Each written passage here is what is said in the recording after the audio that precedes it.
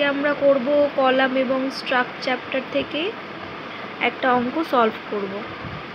তো চলো দেখি কি অঙ্ক দেয়া আছে এখানে দেয়া আছে। চলো কোশ্চেনটা পড়ে দেখি কি দেয়া আছে।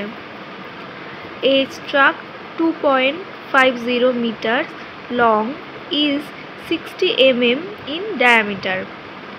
One end of the struct is fixed while its other end is hinged.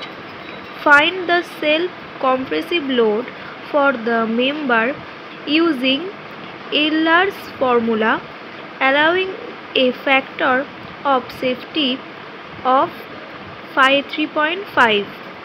এখানে ইটা দেয়া আছে, কত দেয়া আছে 2.1 × 10⁵ নিউটন পার mm স্কয়ার। তো তাহলে এখানে সব মানগুলো দেয়াই আছে এবং এখানে কি বের করতে বলেছে, সেফ লোড বের করতে বলা হয়েছে।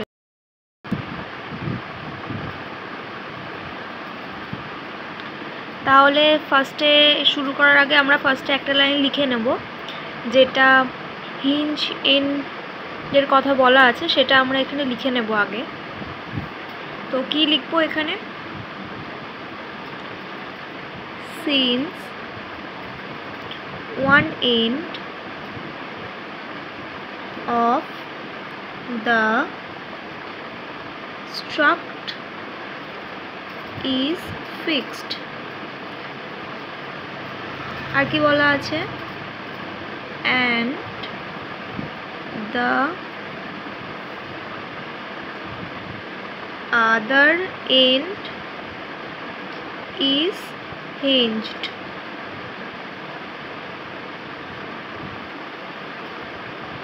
তো এখান থেকে আমরা এফেক্টিভ লেন্থটা বের করব।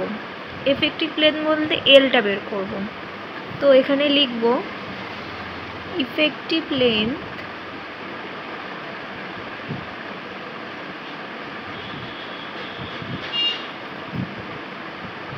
অফ স্ট্রাক্ট,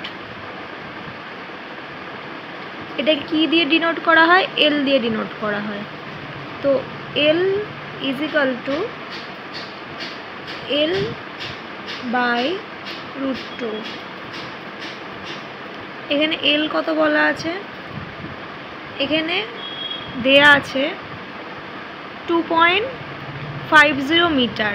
এটাকে যদি আমরা এমএম এ কনভার্ট করি তাহলে কত হবে, 2,500 mm। তো আমরা এখানে লিখব 2,500 mm/2। তাহলে এখানে ক্যালকুলেট করলে আসবে 1768 mm। তো এখান থেকে আমরা ইফেক্টিভ লেন্থটাকে বের করে নিলাম। এরপরে আমরা কি করব, এরপরে আমরা মোমেন্ট অফ ইনার্শিয়াটাকে ক্যালকুলেট করব। তো চলো দেখি মোমেন্ট অফ ইনার্শিয়াটাকে ক্যালকুলেট করি। Moment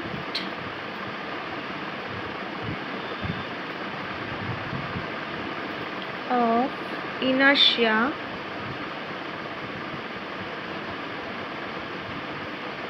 of the section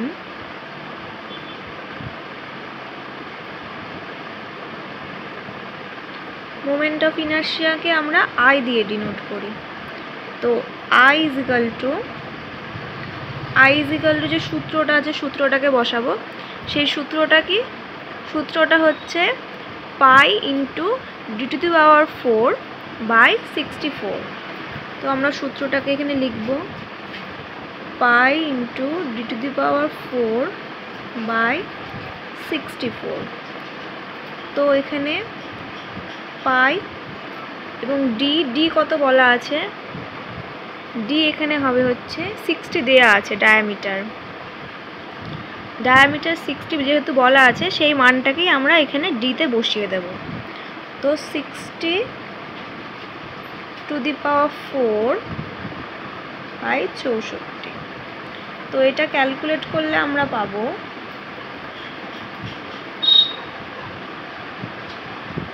636172 mm⁴। এরপরে আমাদের কি ক্যালকুলেট করতে হবে? এরপরে আমাদের লোডটা ক্যালকুলেট করতে হবে। কোন লোড? এরপরে আমরা ক্যালকুলেট করব ক্রিপিলিং লোড। তো চলো দেখি ক্রিপিলিং লোডটা ক্যালকুলেট করা যাক। ক্রিপিলিং লোড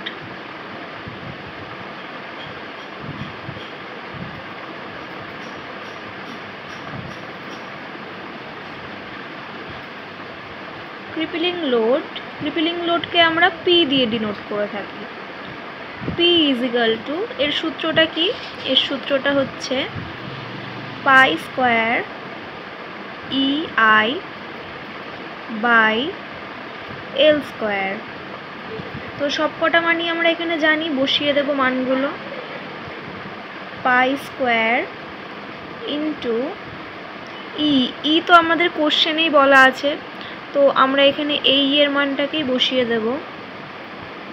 2.1 ইন্টু 10⁵ ইন্টু আইটার মানটাকে তো আমরা এখানেই বের করেছি, তো এই মানটাকে বসিয়ে দেব।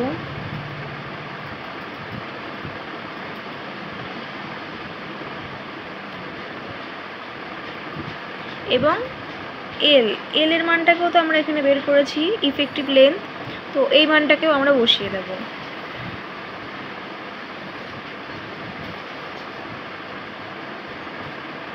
তো এটা ক্যালকুলেট করলে আমরা কত পাবো? এটা ক্যালকুলেট করলে আমরা পাবো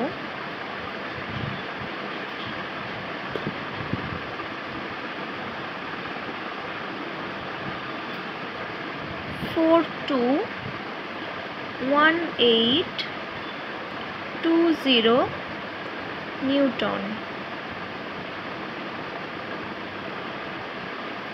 এরপরে আমরা কি বের করব? এরপরে আমাদের যেটা মেন কোশ্চেনে ছিল, find the self compressive load, তো এটাকে আমরা ক্যালকুলেট করব এবার। তো চলো দেখা যাক।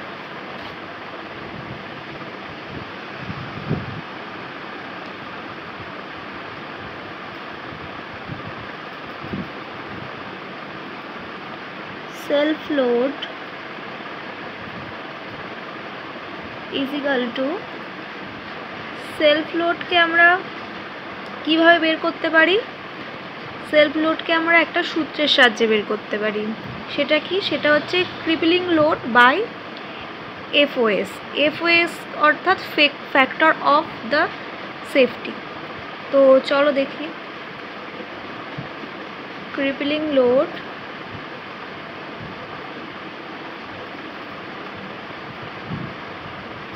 By FOS, factor of safety.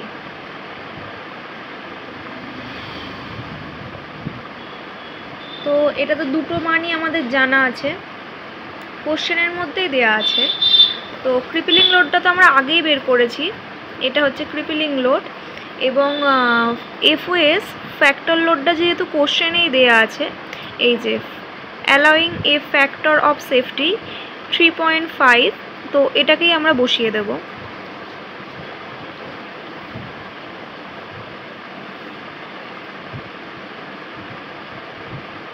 Four 421820 by 3.5।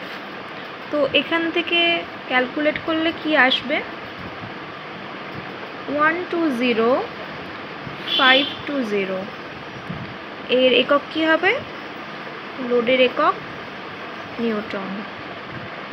তো এটাই আমাদের অ্যান্সার চেয়েছিল, এটাই আমাদের অ্যান্সার হবে।